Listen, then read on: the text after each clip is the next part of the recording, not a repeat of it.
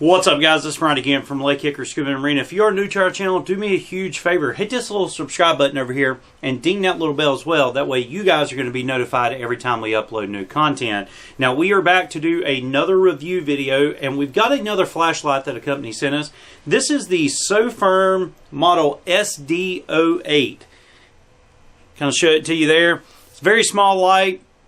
Appears to be anodized aluminum. It does appear to look like it's got some type of magnetic switch here. I'm actually not a fan of magnetic switches. I don't mind turning heads. That's kind of my favorite light, but I don't really like the magnetic switches. I think sometimes there's some things that can go wrong, although they do tend to be a little bit more waterproof than what most lights are. But we're going to quickly look at some of the features that's on the box here, and then we'll open it up. And of course, we're going to take this light out and give it a quick test dive. But quickly, it says it is a 3200 max here, and it's got a 385 meter distance. That means throw distance, how far out it'll reach. Looking at the specifications here on the back, it says low beam is 300 lums with a runtime of 7.25 or 7.25 hours, and it's got a throw distance of 116 meters. The medium is 1,000 lums, kind of my favorite setting, if you will, as far as dive lights. You guys know I love 1,000 lumen light, especially here in our local environment. It's the perfect light. It's not too bright. You're not going to get a lot of backscatter out of it, but it's still going to be able to reach out and touch something. This is only a 2 3/4 hour runtime, and then you've got a 209 meter stretch on that. And then the high beam, it's got a range here, and we'll read and figure out why there's a range. But it says 3,200 to 1,800 lumens, anywhere between a 2-minute runtime to an 1.25 hour runtime, or 1.25 hours. And it's got a throw beam of 385 or 385 meters. And then we got an RGB mode. I'm not sure what that is. We'll read up on it and see what it is. It doesn't really have a lumen on it. It just says the runtime is over 30 hours. So maybe that's some type of strobe or flash or something of that sort. But yeah, let's take it over here to the table. Let's open it up and let's see what all comes in the SOFIRN model SD08 Dive Light. Alright guys, looking at the box really quick, nothing really fancy here. Like I said, there was quite a bit of information for us here on the back of the box. But as far as that, don't really have any instructions or anything. Looks like we just pop open right here. And we got a little notice says make sure you remove the battery insulating paper disc. Alright, so I'm going to assume that the battery's already installed. We got to remove the little disc here. Looks like we've got a quick little instruction manual here. And it would appear to have, oops, I ripped it. It would appear to have some of the same information that was on the outside of the box there. So it says the SD08 high performance diving flashlight with its high mode reaching 3,200 lums and impressive beam distance 385 meters. Flashlight features a distinctive ring of colored emitters. I'm going to assume that's what that RGB mode is. On its head, which not only enhances the sleek appearance, but also ensures you can be easily located by other divers. All right, and then of course we got all the same information that's on the back there. Pretty cool. Let's see. It says it's submersible down to 100 meters. So what's that? 330 feet, something like that. So that's pretty cool as well. And it says the parameters mentioned above are based on the test conducted under specific laboratory conditions. Don't worry, we're going to take it on unspecific laboratory conditions. We're going to take it down below 100 feet, see how she holds up. Alright, here on the back looks like where we have a little bit more. Yep, it's a rotary switch. Material is T6 aluminum alloy. It's got a 37 millimeter by 124 millimeter head. Weight. Alright, so here it's got a little thing about that indicator there. It says the lights around the flashlight head serve as a battery indicator as well. During the use of the SD08, the battery indicator light will remain illuminated. So if it's green, your battery strength is 75 to 100%. If it's flashing green, it's 50 to 70. If it's red solid, it's 20 to 50, or 25 to 50. And if it's flashing red, your battery's only got 1% up to 25%. So it looks like not only is it a locator light, kind of like a strobe if you will, also looks like it's got an indicator light that'll work as well. So that's pretty cool.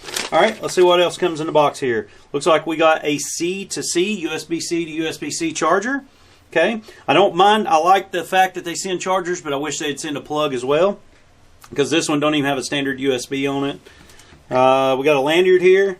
They're pretty much useless on lights. Most of us clip them off. And then of course we have some spare O-rings as well. And then we've got the light. and doesn't appear like there's anything else in the box.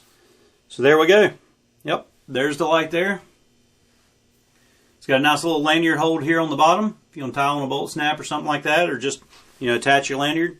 For testing, we may do that. We may just attach the lanyard and see how the lanyard holds up as well.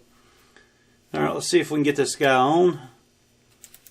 Alright, don't know if the battery's just dead, or let's see if it's got a battery. That'd be bad if they sent us a light with no battery, wouldn't it? Looks like we do have a battery, and yep, just like the instructions said, if I'd have followed it, I would have knew. Pull the battery out. It is a 21700. Alright, and it looks like it directly charges from the battery itself, so there's no housing or no battery charger other than that. And I don't see nothing else down in there, so let's go ahead and stick it in. And there's a little indicator right here too. I don't know if you guys can see that, telling you which way to put the battery in. Alright, let's get this guy screwed on. It looked like it came on all of a sudden there. Alright. Screwed all the way in, and it is on. So let's very quickly go through the settings here. Here's this RGB mode. Let's see what it does. That's pretty cool. So that's kind of like a little indicator light. And how long did it say that thing lasted? 30 hours. You could literally leave this thing on for more than a day and it's going to run. That's pretty cool. So work good maybe for night diving, stuff like that. If you wanted to use this maybe as a spare or something like that. All right, rotating through. There's the low beam. As you can see, this light lights up as well. There's the medium. There's the high. Try not to blind you guys, but high, medium, low, and off. And I'm very curious here. I bet you this glows too when it's not on. So if we turn it on, I bet you it's kind of like an old set of gauges where they illuminate. Let's test that really quick. Let me turn off the light here. And kind of hold it up.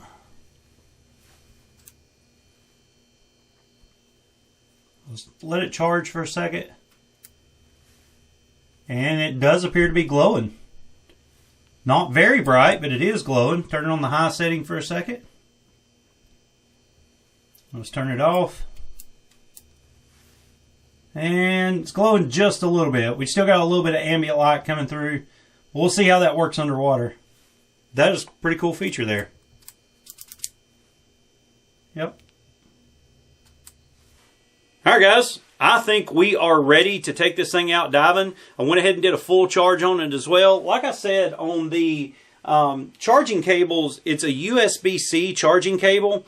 Unfortunately, they do not send you the other side, which means a little plug-in side. So unless you got a USB-C plug-in in your computer, you're going to have to find an adapter. I had one laying around, so it wasn't a big deal. But I do wish they would send at least a plug with it. But yeah, I'm going to take this thing out diving tomorrow. We've got several tech students headed down to Lake Jocassee, and I'm going to take this light as my primary and see how it does. I want to check out all the different features and functions of it. I'm really curious to see if this does glow at night or glow in the dark once you've got a little bit of illumination through it.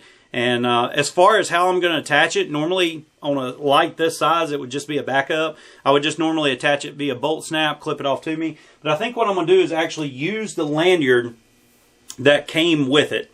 All right, so I'm not a big fan of these, but why not use it? They send it, why not use it? So let's see how it does.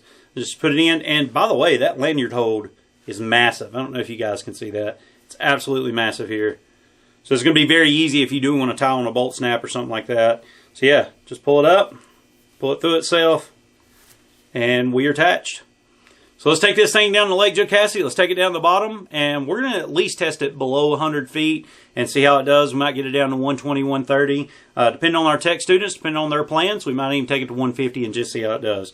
But yeah, let's go jump in the water, see how well it does. All right, guys, we're going to dive right into this review and see what we think about the SD08 Dive Light here from SOFIRN. First thing I'm noticing super easy to manipulate the rotary switch here. Even in thicker dive gloves, I can very easily with one hand hold the light and of course manipulate the switch, and I can just rock through whichever setting that I want. We're going to take this guy down to at least 100 feet, maybe a little bit deeper, and just see how the other features and functions work here on the light. But as we descend down, we're probably about 60 feet now, and you can see just how bright that indicator light is. Of course, I've got the RGB setting there going off just to see how bright it would be.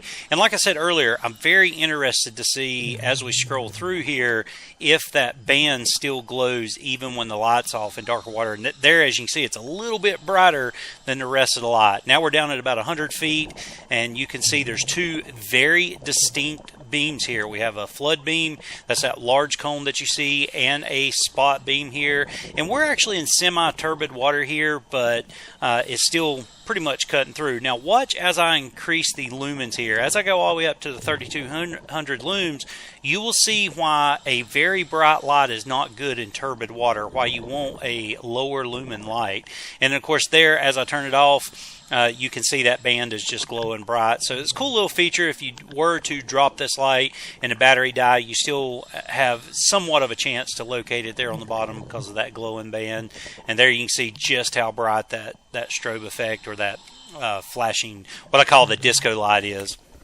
But yeah, pretty cool light to say the least. And like I said, the lumens here, I prefer that medium setting, that medium lumens, which is about 1,000, because even at 1,000, look at all the turbidity in the water that you're getting that backscatter from.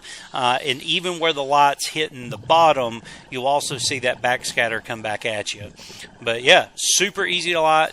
To use once again with really thick gloves, very easy to turn it on and off. I can do everything with one hand, does not take two hands to do it. Now obviously if you did have this say in a glove mount or some type of Goodman style, whether it was hard or soft, you would take two hands to turn it on and off. But if you're just using it as say a backup light or just a single hand light, it's going to work very well. Now here I'm on the medium setting, and you can still see with 1,000 lums there's quite a bit of kickback from that light, and you can see all that turbidity in the water. This is once again for our local environments why I prefer a light that's, let's say, anywhere between 800 to 1,000 lums. So the 3,200 lums, even though it works a little bit too well in my opinion. But here you can kind of compare it to the other diver's light that's in front of me. Mine's just cutting on through. His don't have a lot of that backscatter, but then again the camera's not seeing it from his angle as well. So yeah, pretty cool light. So far, very, very impressed with it. I like how easy it is to use, and it's definitely something I would recommend. Alright guys, so we're back on dry land, and I want to give you my honest review on this little light here. There were some things I didn't like about it. Obviously there were some pros that I really did like about it, and there were some things that really shocked me about it as well. But I want to give you my honest review just because that's how we do these reviews. We take them out, we test them. I tell you the things I do like and I don't like about it. First of all, let's start with the cons. The lanyard, gotta go. I am not a fan of flashlight lanyards. I wish companies would quit sending these lanyards with them because the avid diver, not the person that's going to dive once or twice a year, but the avid diver is probably never going to use this. You've got a very large lanyard hole here. Simply tie on a bolt snap, or with the girth of the cylinder here where your battery tube is, it'd fit perfect in some type of soft glove system. So yeah, lanyard, gotta go. Number two, the charging cable. This is a standard USB-C to USB-C cable. It's kind of useless. Yes, the battery fits perfect with the USB-C, but how are you going to charge it? Unless you've got a computer or an adapter for that USB-C to connect into, it's kind of useless. Get rid of the lanyard, give me an adapter that pops on there to where I can plug it, say, into a wall outlet, or give me a USB-C to a USB standard plug to where at least I can plug it into a standard computer or something like that. So that's the second con, gotta go. So what are some of the pros? What did I really like about it? I do like the fact that it's got several different features built in as far as not just a flashlight. It also has an indicator light, otherwise known as a battery light. And of course it also has that RGB mode, which allows it to glow. And I do want to turn the light off really quick for you, just to show you how bright that thing was underwater. This thing right here was really cool to work as an indicator light or a light in general, just to let my dive buddies know where I was at. And I love the fact that when you turn the light on, it tells you this is your battery indicator light. It tells you how good your battery is, whether it's at 100% or 75%, 50%, 25% or whatnot. So that's really cool to do underwater, to be able to tell where your battery strength is. And I even found out, yes, this thing does glow in the dark after you turn it off. So that was another cool little thing. And we all know that if you drop a light, battery is going to be the heaviest part. It's going to go down like this. The fact that this still glows in the dark, it's going to make it a little bit easier to find the light, obviously, if you lose it. So that was another cool feature. So there was a couple pros, couple cons there.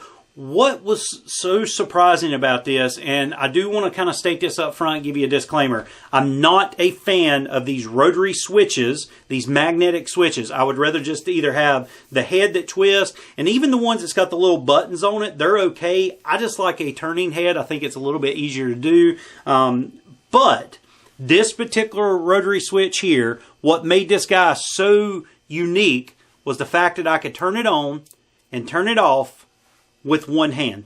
All right, so even in cold, dark, deep water with really thick neoprene gloves, I had no trouble whatsoever manipulating this light. Now, I do want to equate that to the size of the light itself. Compared to my hand, it's very small. However, it fits my hand perfect. All right, so I was able, even with thick gloves, to rotate that rotary switch and turn it on and off without having to use two hands. A lot of times on lights that I put on gloves, I'll either have to reach over with the other hand and turn it on, or if it's one that's got the button, even then I'll sometimes have to reach over there and do that, depending on where it's at. If you put a light on a glove or a Goodman style handle, you either have to take it off, hold it and turn it on, or reach across with the other hand and turn it on. This made it very convenient, if you're going to be holding it in your hand, to just rotate it. So I did like that. That was very, very surprising. And then, of course, as I said, it's because of the size of the light itself, just in comparison to my hand here.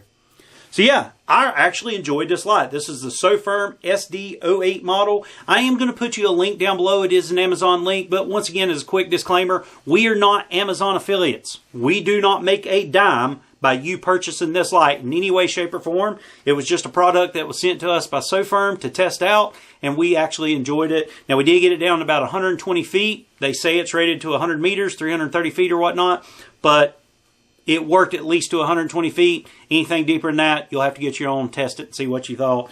But yeah, let me know down in the comment section below. Is this a light that you would like to have? Or if you've got this light, let me know how it works for you. But guys, I really hope you enjoyed this review. If you did, give me a big thumbs up. Definitely share. If you got any questions, comments, or concerns, drop me a comment down below and we'll discuss. But until our next video, take care. God bless. I'll see you in the next one.